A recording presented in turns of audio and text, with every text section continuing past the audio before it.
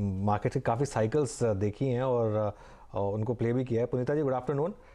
तो इस समय मार्केट आफ्टरनून। पर क्या नज़रिया है आपका, क्योंकि एक थोड़ा सा व्यू ये बन रहा है कि इस महीने चाइनीज़ मार्केट ने मैसिव आउट परफॉर्मेंस दिखाई है और शायद वो वहाँ पर एक पैसा शिफ्ट हो रहा है। ऐसे में आपका क्या व्यू होगा इंडियन मार्केट पर इस समय, कंसिडरिंग हम जो इस समय ट्रेड कर रहे हैं almost all time high valuations पर? देखिए, इंडिया जो है एक चाइना की जो स्लो डाउन हुई है और चाइना का जो लॉकडाउन हुआ है उससे काफी इंडिया को फायदा हुआ था पिछले साल।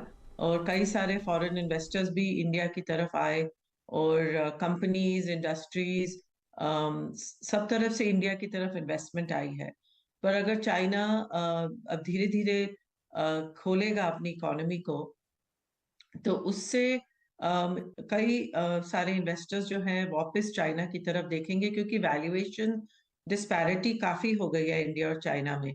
तो इसीलिए अगर आप लास्ट 1 मंथ में भी देखिए, चाइनीज हांगकांग मार्केट्स जो है और बाकी इमर्जिंग मार्केट्स भी इंडिया से ज्यादा अच्छा परफॉर्मेंस शो की हैं। तो इंडिया एक सेफ हेवन माना जा रहा था बिकॉज यहाँ की जो इकोनॉमी है, यहाँ पॉलिटिकल स्टेबिलिटी है, इकोनॉमी भी ढंग से ही परफॉर्म कर रही थी। तो पर वैल्यूएशन जैसे आपने बोला वो एक रिस्क है। बट वैसे इकोनॉमिक फंडामेंटल्स तो इंडिया के अभी भी स्ट्रांग है। इकोनॉमिक फंडामेंटल्स स्ट्रांग है। पुनीता जी, भारत में कितने दिनों के लिए रहेंगी अब जब आई हैं तो? अभी रहूंगी एक और हफ्ता।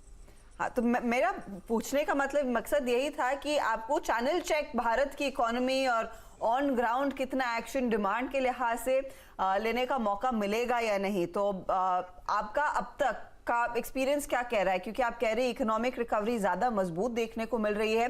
कहां पर आपको लग रहा है वो चक्के ज्यादा तेजी से घूमते हुए दिखाई दे रहे हैं, जो शायद एक सिग्नल भी होंगे इन्वेस्टमेंट साइकिल के? हाँ, नहीं, मैं ये नहीं कह रही कि इकोनॉमिक रिकवरी हो रही है, मैं कह रही इकोनॉमिक स्टेबिलिटी है। स्टेबिलिटी है जी। हाँ, तो स्लो डाउन तो थोड़ा हुआ ही है। हमारा जीडीपी ग्रोथ 6 to 6.5% की रेंज में है, जो कि कभी 8% तक भी पहुंचा था। तो इसलिए मैं ये नहीं कहूंगी रिकवरी हो रही है।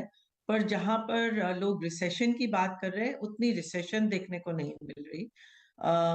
तो पर डिमांड अभी भी स्ट्रांग है कई एरियाज में, जैसे कि इंफ्रा में। ये चैनल चेक से ये पता चल रहा है कि कई सारे गवर्नमेंट ऑर्डर्स दिए जा रहे हैं। कंपनीज जो है उनको बहुत ऑर्डर्स मिल रहे हैं पर वो संभाल नहीं पा रही क्योंकि उनके पास में या तो कैपेसिटी नहीं है या लेबर फोर्स नहीं है। तो हम लोगों को वो फिल करना पड़ेगा गैप, जिसका जो कि वो ऑर्डर्स पूरी तरह से एग्जीक्यूट हो पाए। एक तो ये देखने को मिला है। दूसरा कि जो फॉरेन कंपनीज हैं वो बहुत सारी कंपनीज इंडिया को काफी सीरियसली देख रही हैं क्योंकि चाइना में उनको कई प्रॉब्लम्स हुई हैं। तो जैसे ऑटोमोटिव सेक्टर के आर एंड डी में, सॉफ्टवेयर में वो लोग इंडिया को काफी महत्व दे रहे हैं। ऑफिस स्पेस देखिए, आउटसोर्सिंग जो है, यूएस कंपनीज वो कई सारे ऑफिस स्पेस यहाँ पर डिमांड कर रही हैं क्योंकि वो यहाँ और आउटसोर्सिंग करना चाह रहे हैं। तो और कंज्यूमर में भी क्रेडिट साइकिल में भी पिकअप नजर आया है। तो अभी तक इंडिया में ऐसे कोई ले ऑफ्स भी नहीं हुए हैं जो कि हमने यूएस में देखे हैं। तो हाँ, इंटरेस्ट रेट्स बढ़ने से कहीं कहीं तो स्लो डाउन आएगा। रूरल एरिया में सुना है थोड़ा स्लो डाउन आ रहा है। पर कंपेयर टू अदर इकोनॉमीज यहाँ की सिचुएशन थोड़ी अच्छी है।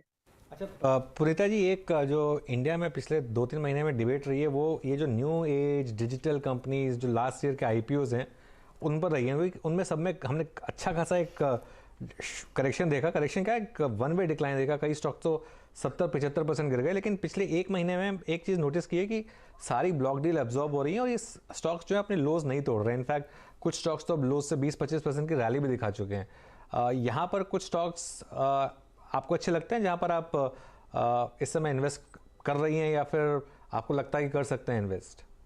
हाँ, आई थिंक सिलेक्टिवली थोड़ा बॉटम फिशिंग देख सकते हैं क्योंकि जो बहुत सारी ये जो कंपनीज है इंटरनेट रिलेटेड है।